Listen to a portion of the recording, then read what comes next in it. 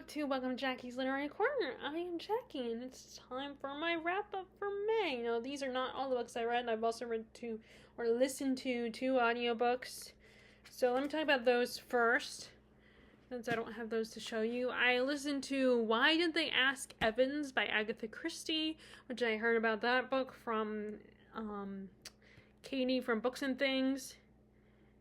And Forever Odd, which is the second in the Odd series by Dean Koontz. So Why Did They Ask Evans was really fun. It was not one of the series, it's not part of her 3 series. It's a standalone mystery, because she has the Poirot series, the Miss Marple, and then there's actually another one that I don't hear people talk about as much, about a couple. I can't remember what they're called, what their name is, but anyway, which I read a book from each one of those. So this one is basically, you have 2 main characters whose name now I do not remember. Bobby is one of them. He is out on the golf course with a friend, and they find a body at the edge of the cliff. And they tell the police about it, and then Bobby learns that this is someone who's been missing for a long time, and his family shows up wanting to know what happened to him, wanting to claim his body, his sister and brother-in-law. But the weird thing is, they thought the young man was dead, but then he wakes up for like a second, has kind of a spasm, and says the last thing he ever says is, "Why didn't they ask Evans?" And, Bobby dismisses it at first, but then his friend, see if I remember her name, Frankie, that's right, because she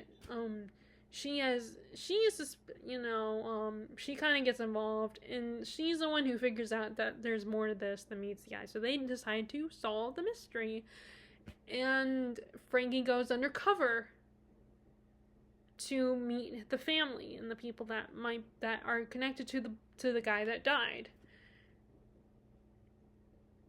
And, shenanigans, they have to slowly piece together. There's danger involved.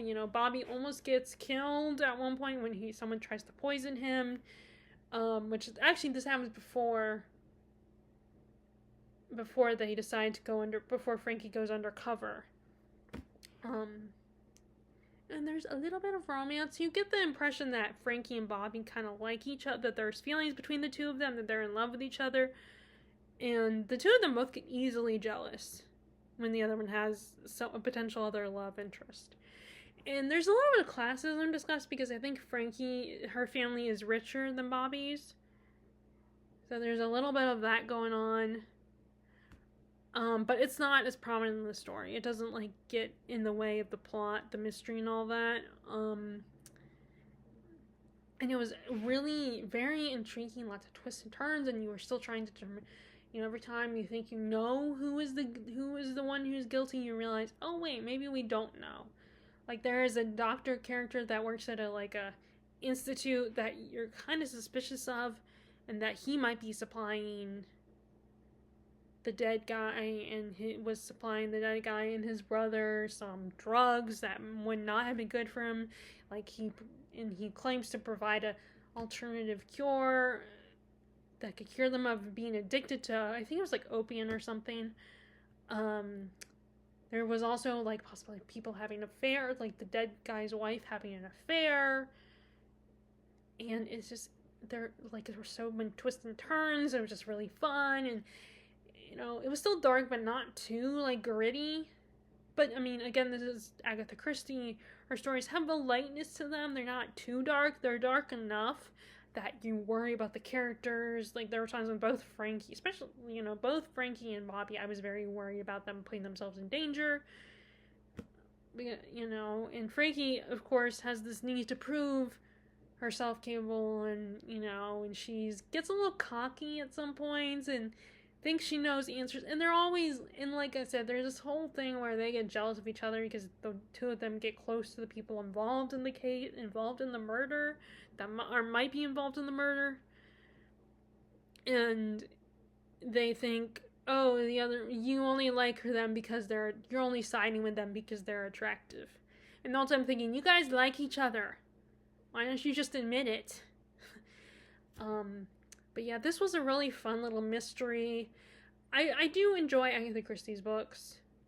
I mean, but I do have to take them in small doses because, not that they're that crazy, but sometimes mystery books don't always hold my attention. And it's not like a book I'll read over and over again.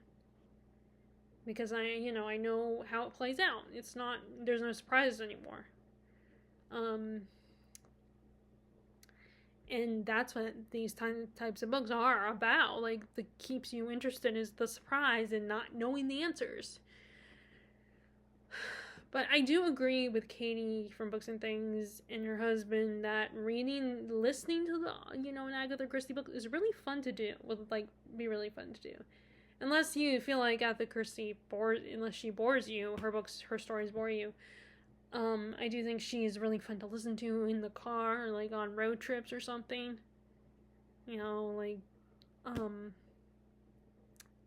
anyway, so the next audiobook, like I said, was the sequel to Odd Thomas, Forever Odd. And this one actually gets a little weirder.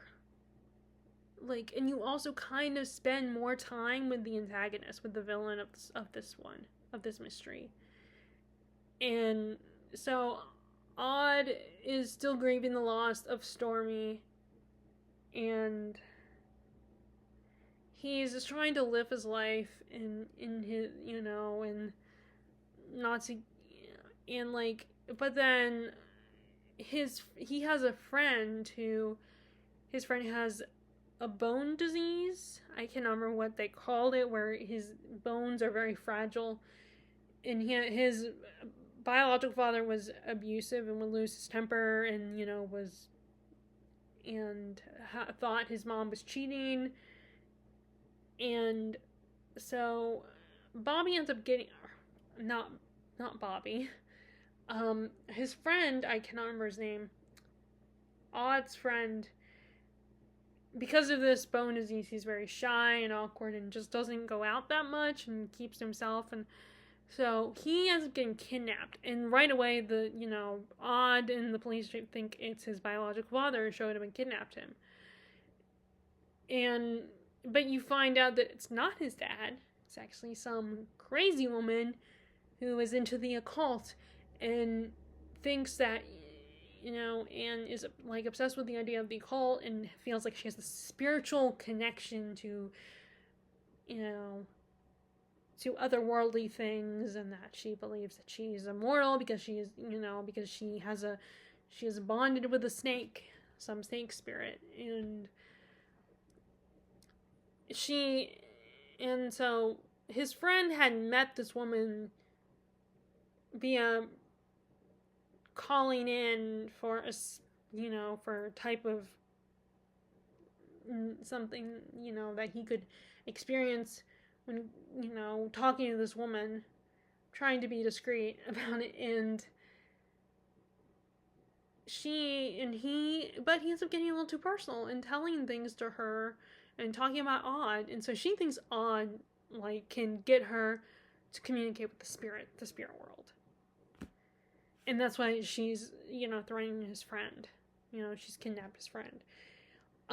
So yeah, this one's a little more intense and scary because it's this woman, it's more, he forms a personal relationship with this crazy woman, and she really believes in her cause and believes that she is right. She's very self-righteous. She's very much she thinks she's invincible, that she's immortal, that she's all powerful. And granted, the other guy was probably similar to that, but we didn't really get to know him.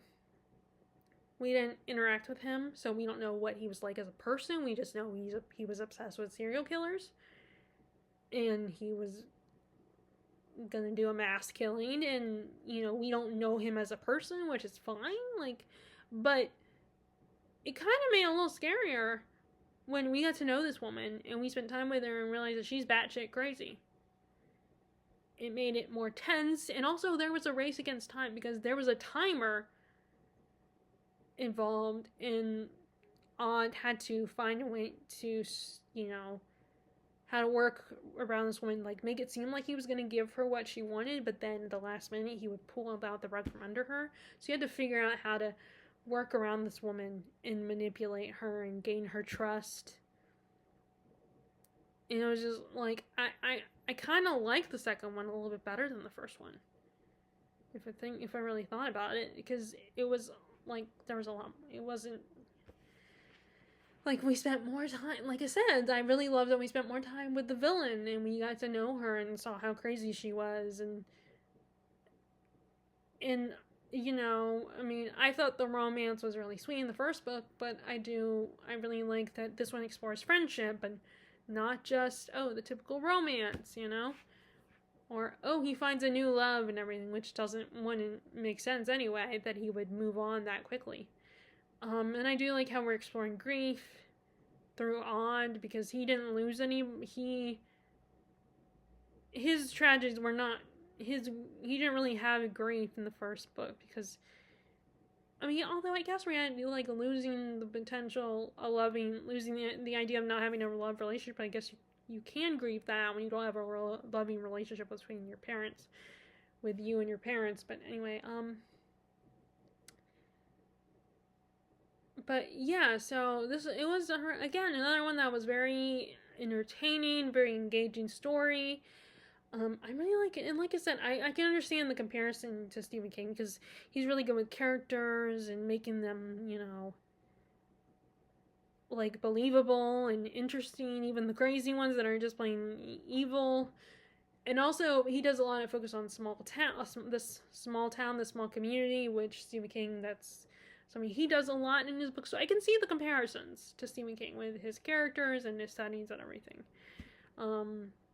Now, I don't know if he's known more for villains that are more human, because Stephen King, he does a lot of human villains, and in fact, they're almost the scarier villains when they're human, and they're, but he does a lot of villain, but I don't know if, like, Dean Koontz does any supernatural villains like Stephen King does, where he does maybe just as many supernatural villains as he does real life villains. But anyway, I will be reading 3. I will be listening to the third one at some point once I do Heart-Shaped Box, because I'm gonna try a Heart-Shaped Box via Libby. I'm gonna listen to that one, and then I'll listen to the Brother Odd, and it doesn't look like they have any other Dean Koontz on there, so I'll only get through those 3. Because I know there's more. I mean, it's a series, but I don't have. I mean, I'm wondering if my coworker Patty has the books, because then I don't know, I could always get it from her, but then I don't know when she'll come to. The problem is I'll probably have to keep the book in my bag, set in my little lunch bag, because I don't know when she'll come back in to work. I mean, like, I obviously can't get it now because she's not in town right now, but next time she comes, I don't know when I'll get it back to her, unless she's gonna, donate it or something, but it wouldn't hurt to ask, if, because I do have fun with it. It's just, it does add a little pressure to me to read. But anyway, so those are my 2 audiobooks. So after that, and I like both narrators. Both narrators are great. I feel like I should acknowledge the narrators. So the narrator was Amelia Fox, which at first I thought it was going to be 2 narrators, but I realized the cover is actually a tie-in to I guess there was a movie or TV show, starring Will Poulter, and I cannot remember the actress's name, but anyway, so and then we have the narrator for Dean Koontz is always David Aaron Baker. It's really hard for me because I feel like I should acknowledge the narrators and tell them if I like them or not, but I feel like it's hard for me to criticize and critique a narrator, because I don't know what else to say. Especially when when I like them, and they're fine. Okay, so the first physical book I read right before I listened to Why Didn't They Ask Evans was The Rose Labyrinth by Tatiana Hardy. So in this story we have, let me see, okay, I'm trying to get the names. Okay, Lucy and Alex. Okay, I couldn't remember when I was practicing what I was going to say in this video, I couldn't remember the names of the main characters. So, you have Lucy is you have Alex Stratford, who is a doctor, and his family is connected to this mystery of John Dee, who, like, this kind of puzzle where he had these 3 boxes, like, which I know I shouldn't have to do this. I should just be able to give you off the top of my head, but I really do not remember. I mean, I remember enjoying this book, but I remember liking this book, but I don't remember the mystery.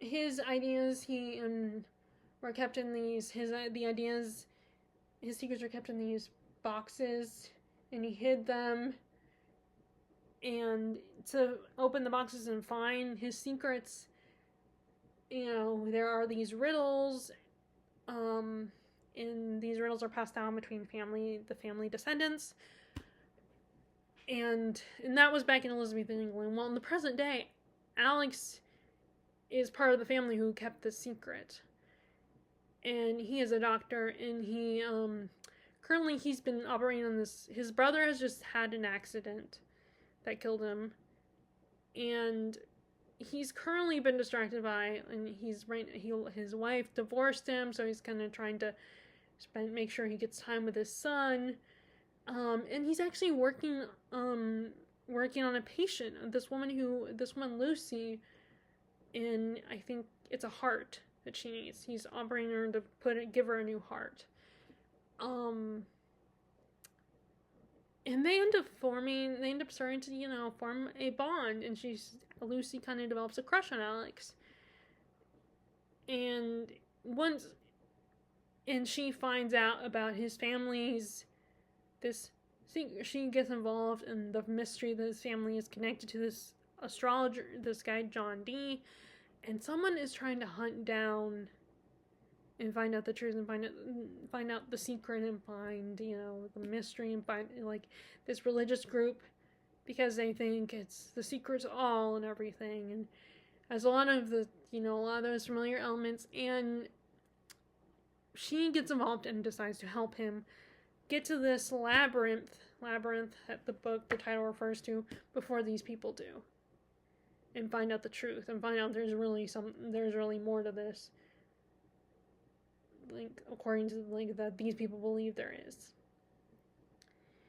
So the problem is that, like I said, as you can tell, I barely remember the actual mystery part, which I think is a problem, because then, like, first of all, we didn't have enough of past storylines to really establish the mystery and the secret and everything. It was the story was so focused on the present day storyline and the relationship between Lucy and Alex that I barely remember the whole mystery and the whole conspiracy and all that, and it wasn't like anything new. It wasn't any groundbreaking anyway. And which is disappointing, because I like the idea of that. I find that idea really fun and really cool, and linking some conspiracy from back in, like, Elizabethan England, or in, like, the Revolution time or something, and the idea of there's a treasure, or there's some secret that the world needs to know about that they have to protect. Like, the idea of, in the Da Vinci Code, and the idea of proving Jesus wasn't immortal. He wasn't just he was also a man, and that he might have had children and all that. That's kind of what, was focused on with the Da Vinci Code, and it's part of the mystery of that, and just the two groups the scientists and the religious groups trying to argue, is God, man, or is Jesus a god or a man? Like, is he immortal or just a mortal man? So I like that idea, but this one, I feel like it didn't have enough of that. So this one kind of, I like this a little bit better than the Cloisters, but it kind of had the same problem the Cloisters had, where it was so focused on the relationship between the group of characters that are getting involved in this, and the romantic relationship, but they didn't really spend as much time in the actual mystery or the otherworldly thing. And so now I do think this would be an entertaining movie, but I think they would need to expand more on the mystery and everything. Maybe give us more of the past storyline, because there was only a handful of scenes that were in the past that kind of, and I feel like the past should inform the present, should kind of hint at why these people in the present are getting involved in this mystery and trying to figure it out, and like hints of what might have been hidden, or what led them to believe in this.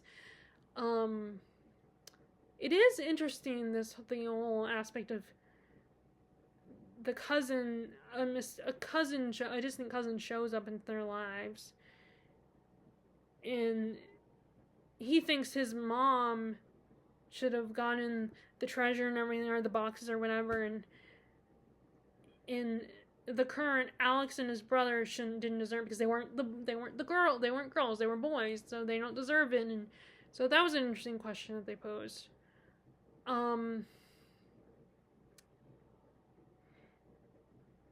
And the romance, I did like the romance. I thought the romance was very sweet, but again, I feel like it dominated the story. And like I said, the story was so focused on that relationship that they forgot. It's almost like Hardy forgot about the whole like other aspect of the story, which is the mystery, the idea of what these, for sake of I'm gonna say treasure, the mystery of the labyrinth and everything. Feels like she neglected that a little bit.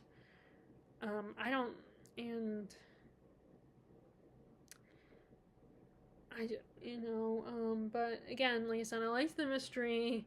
I liked the romance. I did like the romance, but I wish it didn't take over the story. I wish it was more balanced, and it felt like it wasn't. It felt like it was all about the romance. And Alex's relationship with other characters too. So it is nicely written and everything. I do like the cover design, by the way. I think the whole rose and everything is really pretty. But yeah. So I do like how they were kind of helping these characters. They were exploring a little bit of grief and a broken heart, and a character just trying to deal with letting people in.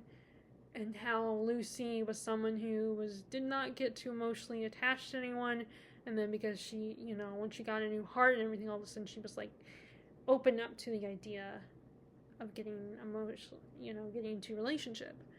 Also, their dynamic was, like I said, I thought it was sweet, and I kind of understand both their points of view, because they do get frustrated with each other, because he's still a doctor.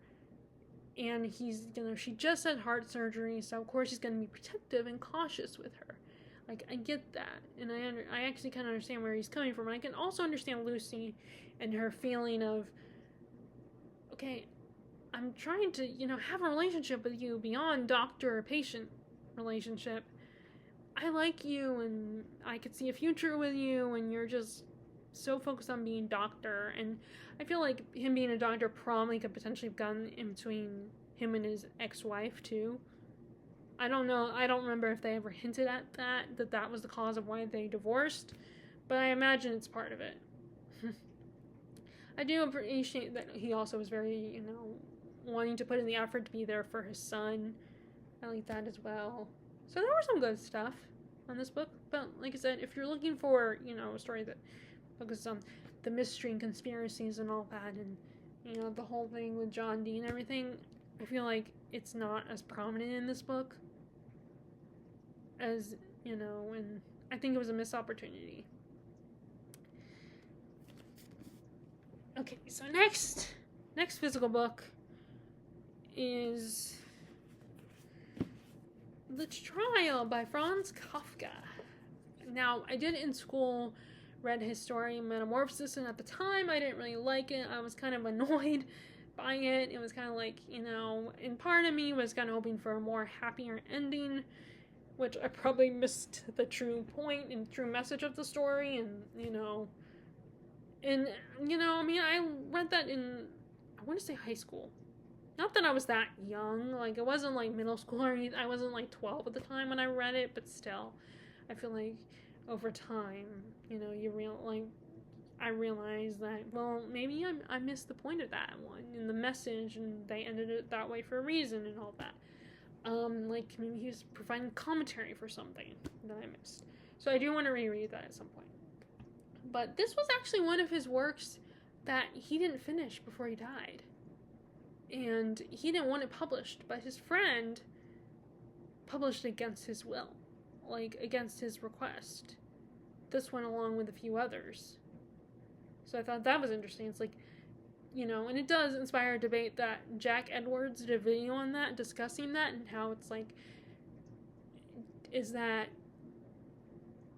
it okay to do that? Like, is it right? Was it right for his friend to do that? But then at the same time, the guy is dead, Kafka's dead, and it's like, well, we got a lot of intriguing stories, and people do like them. So, that whole issue is very interesting discussion to think about. And maybe if I can find that video, I'll post a link to that video from Jack Edwards about that. But so, in the story, this is kind of I think this takes place in Germany. And our main character is a bank clerk who, for some reason, gets arrested. And, as the title says, is put on trial for something he doesn't know what he did. And I kind of feel like I should give the caveat of, I don't remember if it was ever revealed why he got arrested and why he got put on trial.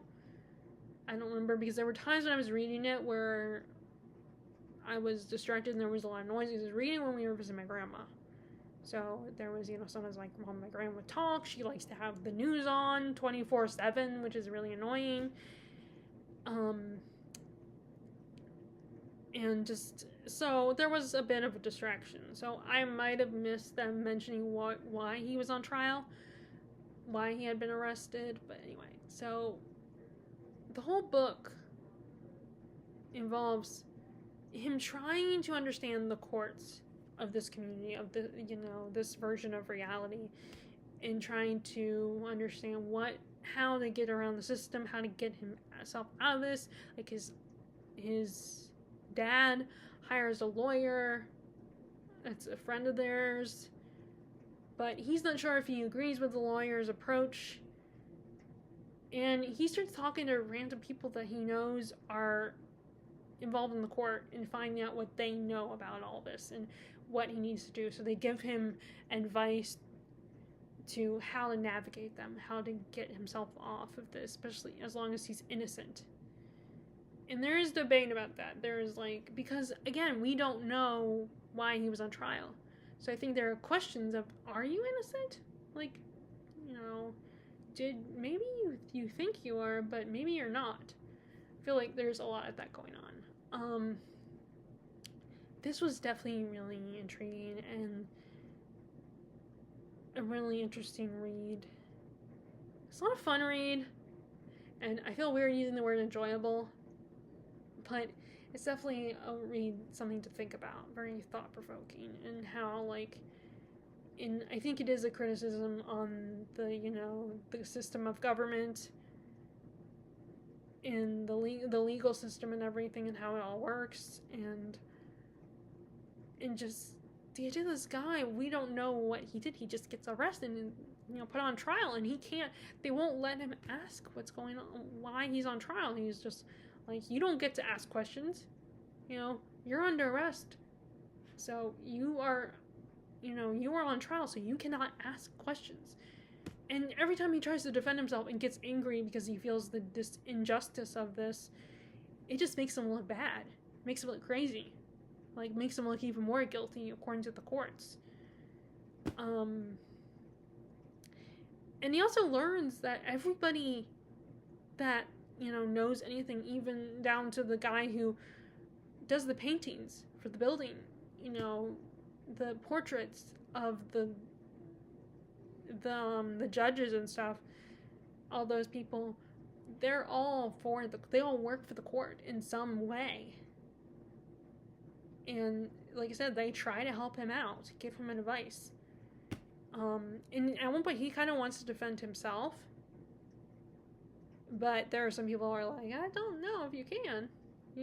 And I feel like, and again, I feel like there's a question of, is he innocent or not? Like, I mean, as the reader, I assumed he was. But there are some of those characters, like the court painter, who thinks, I get the vibes that he's like, yeah, sure, you're innocent. Okay, like, if you are, like, kind of like he doesn't maybe believe him. That he's not sure if he's so innocent. And that he just thinks he is innocent. And it is weird that, I didn't realize, it is weird that he does get to go about his day. Like, he does get to go to work. Go back to work. And there's this whole subplot of him there's a rival for his position, for a promotion at work that he has to contend with. And the rival just doesn't, they just butt heads, and they're both trying to suck up to their boss. And so there's that little subplot, which is very interesting. And of course, because he's been arrested, that makes him look bad, and he can't work as much, even though, yeah, they're letting him go to work. It's still, either way, he looks bad. And he's very paranoid that means the other guy will get the promotion that he wants. So there is that subplot. But yeah, it's so interesting, this whole situation and what he's going through and what he has to deal with. And again, like I said, I don't think you know what he did that put him under arrest, that put him on trial. And, and I think at one point he does wonder if his rival sold him out, I think. I want to say that was a possibility. But I might just be just thinking that. But I want to say, yeah, that he gets paranoid and thinks maybe his rival. Or maybe I was thinking that while I was reading that. I'm wondering, I wonder if he did it. I wonder if he told on him. But, yeah, so. This was really, like I said, this was kind of intriguing read. And I do want to try more Kafka. Okay, so then we have After Forever Odd. I finished my read of The Unconsoled by Kazuo Ishiguro. So this one involves this famous pianist named Ryder. He's going to a concert in a Central European country. He gets there, I think it's a week in advance. And when he gets there, right away, the hotel manager, along with a bunch of other people, including the hotel manager's son, Steven, are constantly asking him for favors and making demands and requests of him to do things for them. And he's just really brazen by throughout those few days before the concert, and for some reason, his memory's a little faulty. There are things he doesn't remember, and at one point we meet the woman who is, I think, his wife, and their son Boris. Although I get the impression that he's not Boris's father, biological father anyway. And she was very, I mean, maybe they did mention, because like I said, I took a long break, so there are details that I don't remember about the book that are revealed in the beginning. But so I don't think he's Boris's father and is Sophie's first husband. But yeah, it really. And the whole time he's on the one hand is okay, I got a busy day, I got stuff to do, and okay, don't worry, it won't take that long. And people are constantly asking him to, like I said, at one point, a journalist that he was told him, that Hoffman, the hotel manager Hoffman, told him about and got him involved with this journalist too, because this journal wants to do a story, and you find out that they want him to pose in front of a monument of a controversial figure. So eventually he gets around to doing that, but then people are not happy with the people in this community are not happy with that because they don't like this guy. And it's funny, it has like a dream-like surreal quality to the story, because there are times when all of a sudden he will be in one place and then next he will somehow end up, like, there's the one point where he's trying to practice because he hasn't practiced in days for the concert, and like he is at this barn like place, the Annex, and then it turns it's this empty barn, this abandoned barn, and then he ends up somehow in a grave and at someone's funeral. And like I said, this is after he volunteered to participate in that story, because the people at the funeral are kind of pissed at him for doing that, because they don't, like I said, the person that the monument was dedicated to was someone that people don't like. They have controversial opinions, so he's met with hostility. The grieving widow is like demanding he stay and comfort her, and so there's a lot of weird moments like that throughout the story. I also did not like, I really couldn't stand Mr. Hoffman, the hotel manager. He was the most pushy with Ryder, and insisting he do things, requesting if, at one point Hoffman has his wife's albums that he wants Ryder to look over, but of course, like I said, Ryder is trying to prepare for the concert, and all these people, he's trying to spend time with his wife and son, and all these people want him to do things for them, including Hoffman, and then, like, Hoffman assumes that, oh, I'm starting to wonder if you just don't care about my, of course, later you find out the wife did not know about him presenting, you find out the wife did not know he brought the albums, he borrowed her albums, so she looks at more as, like, he stole them. Also, Hoffman was really hard on his son. Like, his son Stephen was also a pianist, and he was going to perform at the concert too, right before Ryder, and he doesn't really, and he's very nervous, and he wants to see what Ryder thinks of his playing, and wants Ryder to critique him and everything, and he's kind of caught between, he has an idea of what he wants to play, but then it is implied to him by his father that his mom wants him to play a certain type of music that is her favorite type of music. And I do wonder, because we do meet the wife at one point, the wife and mother, and I do wonder if she's really as demanding as they think she is. So the book calls into question that, it's like, because we're getting only their perspective. In fact, there's a story that Mr. Hoffman tells about how his wife, supposedly, before she married him, had believed that he was, I don't know if he was she believed he was a composer or something, because he talked about how much he loved music, and she finds out that he's a hotel manager, and his understanding was that she was disappointed, and he was like, and he's immediately like, it's not like I told her I was this, I didn't lie, I just didn't tell her that I wasn't.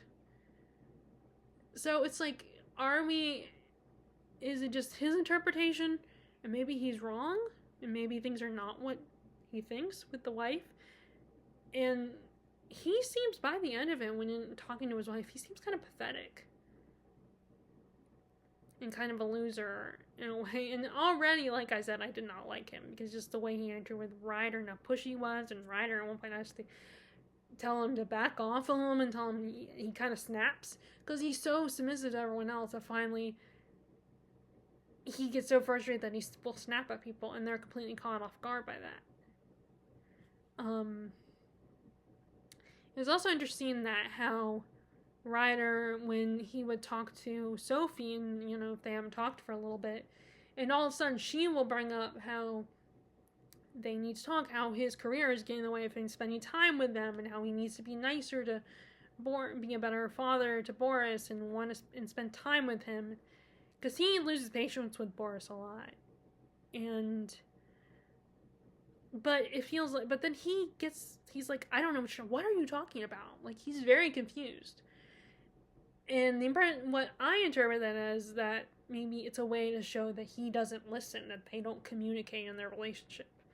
So he has no idea why they're having why they might be having problems, why she's so frustrated with him. Like, he's completely bewildered by all this. So I thought that was an interesting way to show that, to explore that idea. Like I said, I love Kazuo Ishiguro's writing. I think that's really good, very cozy and immersive. Another thing I noticed is that I feel like, so you have Steven, who's like Ryder, a concert a pianist, and then you also have a conductor that's going to perform at the concert as well, but he's an alcoholic. He and his wife got divorced, but he's trying to get back together with her. He's kind of obsessed with this old injury that he used to have that still bothers him to this day. And you find out later that kind of got his obsession with that injury got in the way of his relationship with his wife, because she's very much, you're so obsessed with that, and so like, woe is me about that you're like, you've neglected to pay attention to me and our relationship. And I'm wondering if maybe symbolically Steven was who Ryder was before, young, eager pianist who tried to please his parents, because he becomes, throughout the story, he's obsessed with making sure his parents get here and have their are taken care of and get a ride to the concert, and he's like, I want them there, I want them to enjoy themselves. He's very obsessed with that and constantly badgering people about that, which, I mean, anyone would, I think, would want their parents to support them. But I feel like maybe that's, like, him and Steven are very similar in that way. And then you have Brodsky, the conductor, and how that could be Ryder's future if he's not careful. Especially, because he's neglecting his relationship with Sophie and Boris. There's also this critique on on fame and how becoming all about your career and what that can do for you. Like, at one point he runs into a friend that he knew growing up, and she wants to prove to these other women that she knows him and they were friends, but they don't believe it. And at one point he gets the chance to meet them and show himself to them, but then for some reason he can't speak. And these women are like, what's wrong with your friend? Why, he's weird. And they're just so dismissive of him because they don't understand that, wait, this is Ryder. This is the guy you think you've seen before. But anyway, so there's a lot of interesting things that this book explores, a lot of ideas. And I still didn't entirely know how I felt about it, but I think I definitely like it better than The Rose Labyrinth, that's for sure. But yeah, Ishiguro does some very interesting content, stuff that really you think about. And he also does a lot with with memory. From what I've heard, like, this is not the only book that deals with memory and how well you remember things, and is it what you think it is, what you're remembering. But yeah, I think if you want to get into Kazuo Ishiguro, I mean, I don't know if this is the first Kazuo Ishiguro book I would recommend, but I mean, I've only read Never Let Me Go. I've not read Remains of the Day or Buried Giants or any of the other, But I definitely think this is worth checking out. Okay. So, I also did a review on Goodreads, so you might get more succinct and cohesive thoughts on the book via looking at my Goodreads and Storygraph review. Okay, so next we have Hood by Stephen Law Head. This is a retelling of Robin Hood, but it's set years earlier when William II was William the Red. For some reason I was thinking William the Conqueror, but that's the name I'm familiar with, so William the Red. And it's set in Wales. And Robin Hood, like William says, sends one of his, I think he's a count. Let me see, is it? I don't know. It doesn't say on there. I thought it did. I think he's a count to take his land. Robin to figure Bran take his land, and his father kind of willingly gives it up, or no, I think his father actually might have fought back, but then it gets him killed, and Bran is forced to flee. His mom is dead, and so he goes into the forest. He's trying to get, he's running away. And he tries to bribe himself out of the situation, saying he'll give them money to protect himself, and it kind of backfires because the bishop from his father's land actually gives them all the money away, so he's once again on the run and being hunted because he, the ransom, he can't pay it. So, but he ends up almost getting killed in the process. He gets shot at, and everyone thinks he's dead, but he is found by this old woman, this crone, who takes him and heals him. And she starts telling him stories, including from their land that his mom used to tell him, including a story about the Raven King. And tries to motivate him to fight back, which the Marion character was trying to convince him to fight back too, and not to run away, but he's like, they're gonna kill me, so I can't stay here and fight, and my life is forfeit if I try to fight these guys. So this old woman tries to convince him that you have to fight back. You are now this figure, this Raven King. You were named after him, and you have a destiny to fulfill. And it just follows the beats of Robin Hood. So this was a fun take on the story. I like this take on the story. I liked Bran. I like how he was a very flawed man, that he was charming, but,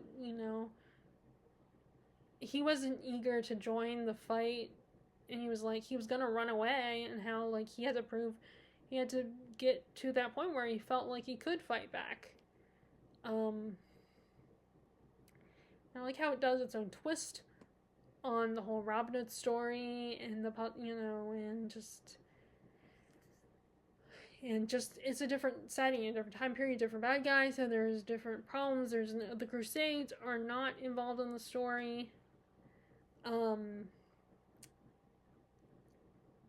And you do get the impression that him and Marion are not, he doesn't win her over right away. There's a sense of friendship between them, but there's also this, she gets frustrated with him and loses patience and is disappointed with him, but she also cares about him, and maybe there's love there, romantic love, but she also knows that he's not a saint. He's not that good of a guy all the time. And what's interesting is the Count, I think, or there's a Count and I think a Duke. But one of them, I think the Count, he is a villain, but he's a villain that is predictable. He has a temper, and he's arrogant, thinks, oh, it's not my fault that you guys have problems. It's not my fault that you are, you don't have food and stuff. You decided to do this. You decided to run away from, he never takes any credit he never acknowledges that this is partly his fault, that they invaded them. It's like, oh, it's not my fault that you have problems. And he's like a spoiled child. He has temper tantrums, and it's all about, he wants things to go his way. But it's interesting to me, he's not the better villains, I think, are the other two guys. We have another another, I don't know what his title is, but he's another god, church figure, who I don't know. I do not trust him. I don't know what to think of him. I think he has greedy intentions. And then we have, I think he's Duke, the other guy who pretends to help out Robin's, Bran's people when the bishop approaches him saying we need supplies and everything, and he's kind of more of a manipulator. Like, he pretends to be your friend and that you can trust him, but then he'll stab you in the back. Like, he'll, I think he would be a lot smoother and better at manipulating people and getting what he wants from people, because he knows how to work things and manipulate them, gain someone's trust, and then he'll pull the rug out from under you.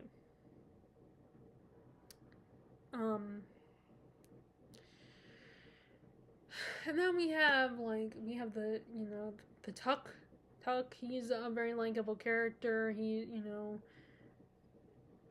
it follows a lot of the Robin Hood beats with the characters, but also does its own thing. And I like all the legends, like the Scandinavian type legends. I think that I would love to hear more about those. I think it'd be cool if Stephen R. Lawhead did kind of expanded in the mythologies, like did a book or something about them, or he does have a poem and he does have poetry in here. But yeah, either way, I enjoyed this. I will read Scarlet soon. I don't have Tuck yet, but I will get it soon as well. But yeah, this was really fun take on Robin Hood. I was definitely more intrigued than enjoyed this more than the original Robin Hood. I will say that. So last we have, I'm talking about this now, even though I finished it in the first day of June. Like I said, only a day into June that I finished it. But this is Mary Barton by Gaskell. So we have in this book. This is her first book, Gaskell's first book. Excuse me, something. This is her first book, and it kind of explores similar themes to North and South. But in this story, we have Mary Barton and her father and mom. And when she's 13, her mom died, so it's just her and her father. And her father has been trying to get them, get their rights as mill workers. And so he decides to go to Parliament, to talk to Parliament, and maybe because he thinks that they just haven't paid attention to them, they don't notice them, and they don't know what they're struggling with. But then that backfires on him, and he's not successful, and it kind of leads him to a depression in a way, and he becomes, and meanwhile, so our title character storyline is that while her father's doing that, she's dealing with the fact that she has her childhood best friend who's in love with her, but at the moment she doesn't feel anything for him. She's not sure she wants to marry. She doesn't want to marry him, and she's also flirting with this other guy that a Henry Carson, or Harry Carson, whose father owns one of the mills.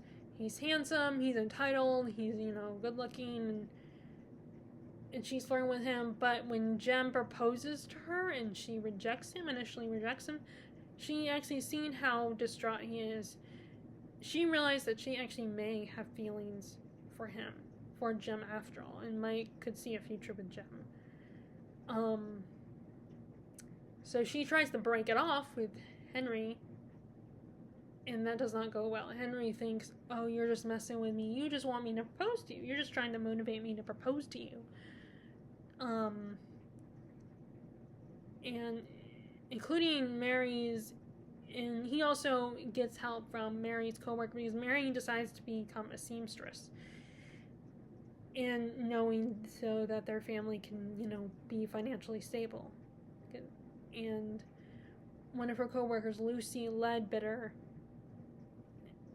she is friends with with Carson and likes him, and so she's pushing them together. She's trying to push Mary and Carson together. But then Carson ends up murdered. And the number one suspect is Jem, because Jem, after hearing from, finding out that Mary and Carson might be in love with each other, and that he finds out from someone else that Carson may not be the best suitor for Mary, that he's not a good guy, and Jem still loves Mary, so he decides to interfere to at least protect her, even though she rejected him. And it leads to a little bit of an altercation. But, so people assume that Jem is the one that murdered him. But Mary might know that it isn't Jem, but someone else that she knows might be the one who murdered Carson. And she becomes determined to prove that the man she's realized she's in love with is not guilty. But it's not so easy, because there's a lot of evidence that points to Jem being the guilty party. And even the lawyer that she hires to help Jem, who is also friends with the father of her other friend, Margaret, also thinks he's guilty, and thinks Margaret is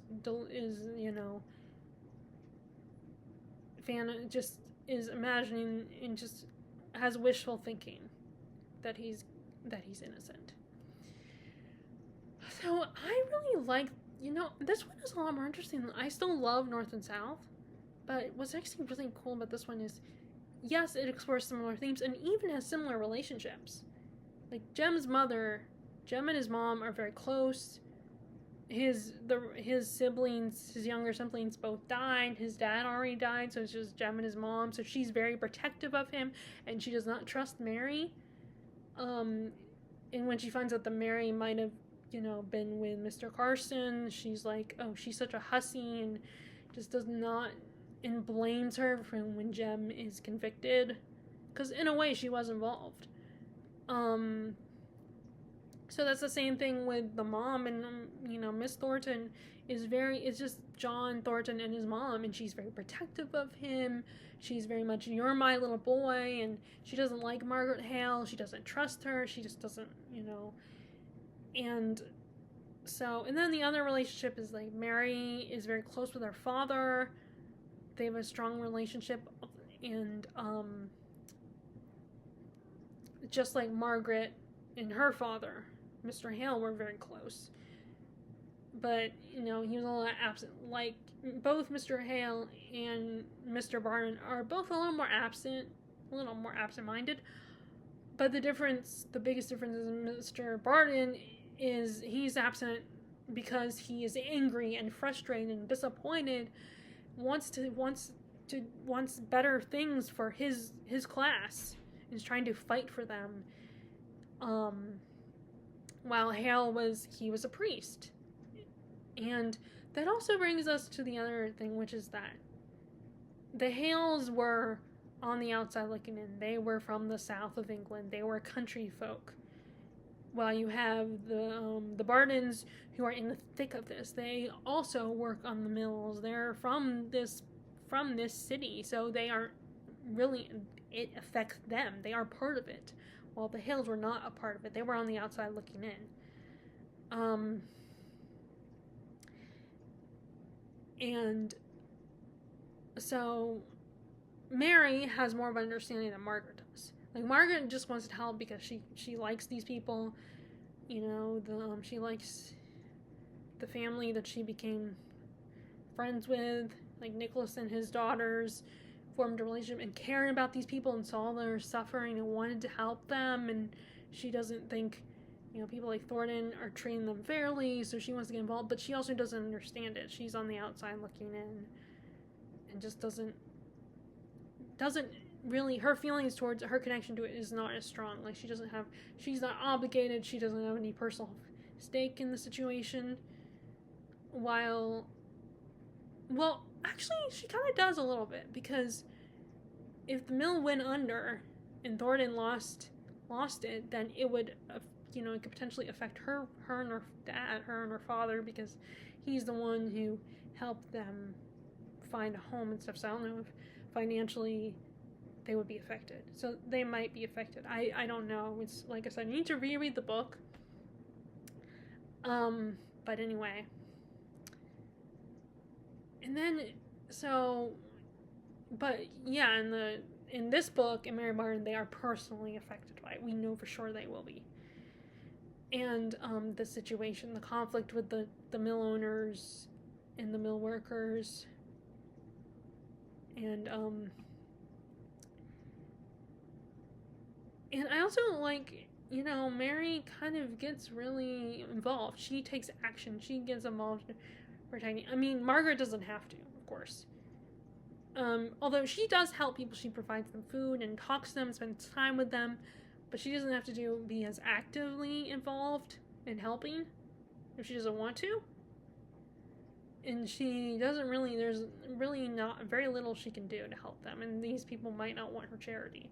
And also, people like Thorne are like, if you don't understand this, then you have no room to speak on the situation, because you don't know.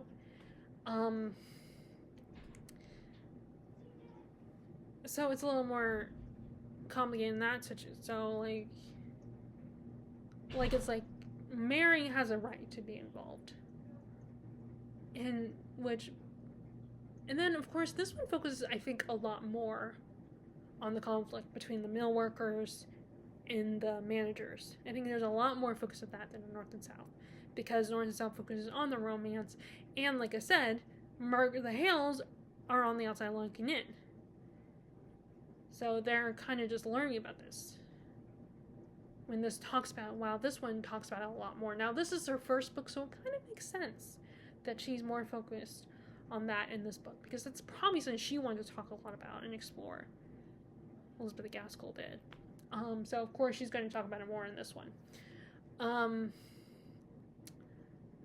I thought, again, another very sweet romance. The love triangle was kind of interesting, because it's like she thought she liked the other guy, but then it turns out maybe she doesn't after all. Maybe she just got a little spoiled. And I can understand why there are some people who are a little judgy of her. And of course, the time period was very different. So you can't just casually flirt with someone. You can't just have a casual fling with someone. Your goal is to find a husband. So, on the one hand, I kind of can understand their judgment of her, but on the other hand, I feel like they were being a little too hard. Some of them were being a little too hard on her. And it's not like she didn't know about the altercation and did not know that Jem was accused of killing this guy. She didn't know why he would be, because they didn't know each other. She didn't know that they crossed paths at any point. And she kept it secret. So, and she's a young girl. She's a young, naive teenage girl. So of course she's gonna, caught up in I need to marry a rich man and handsome man. And plus, I can understand why sometimes, someone you've known your whole life, you're not necessarily going to want to automatically, there's no guarantee they'll be the one you want to marry, just because you've known them and they're part of your circle. Because you know them, they're not as intriguing, they're not as interesting, you're familiar with them, so it can get boring, and you might potentially get bored with them and be like, oh, I don't want to settle with them, because you just, this instinct to be like, I don't love them because I know them. I don't want to, be with someone that I know. Someone new, exciting, and fun. And, of course, it's, and also there's this whole morality thing, not just because they are part of the same, her and Jem are part of the same world, and Carson is not, and her father would never approve of her marrying Carson, I don't think, but also, it's this idea of a lot of people, I'm sure, are thinking, well, you know Jem, you can depend on him, and he's reliable, and will take care of you, and he's a good guy, and he loves you, and he's really sweet, he really cares about you. While Carson, you don't know, and this is unstable, he will probably never look at you the way Jem does. He will never settle down with you. So that's a interesting, So there's a lot of that kind of argument, of a moral argument of which guy is better for her. And just because, he's better, does she really want that guy? There's a little bit of that debate going on. So I feel like the romance is kind of a secondary plot, even though the book description implies it's a main plot. I feel like, it is a main plot, but I shouldn't say it's secondary, because I feel like the other plot is also very, they're kind of equal. So I guess it's not, they kind of take different routes with this. She takes different routes with the story, unlike North and South, but there are a lot of similarities to North and South in this one, in this book. Now, this book came first, so I feel like North and South, when she wrote North and South, it kind of copied off of this one, but did different things with that, with this kind of premise. But anyway, I'm really liking Elizabeth Gaskell. I'll just see if she has anything before Wives and Daughters, book somewhere in between this Mary Barton and North and South. If there's any, because right now the only one I have left is Wives and Daughters, so I should see if there's any more to read from Gaskell. But anyway, so that is Mary Barton by Elizabeth Gaskell. And I don't know, maybe you might want to start with this one. I guess you could start with North and South, especially because North and South is similar. There's some similarities to Pride and Prejudice with North and South. So maybe read North and South and then this one. I don't know. But this was her first book. But there's no guarantee that a debut is necessarily the first book you should read by an author. That's the first one that you'll be able to get into. But oftentimes it is a good place to start with an author, is their debut. So, anyway, so that's Mary Barton, and those are all the books I read in May. Love to know what you read in May, and I hope you are enjoying your reading, and I will talk to y'all later. All right, bye!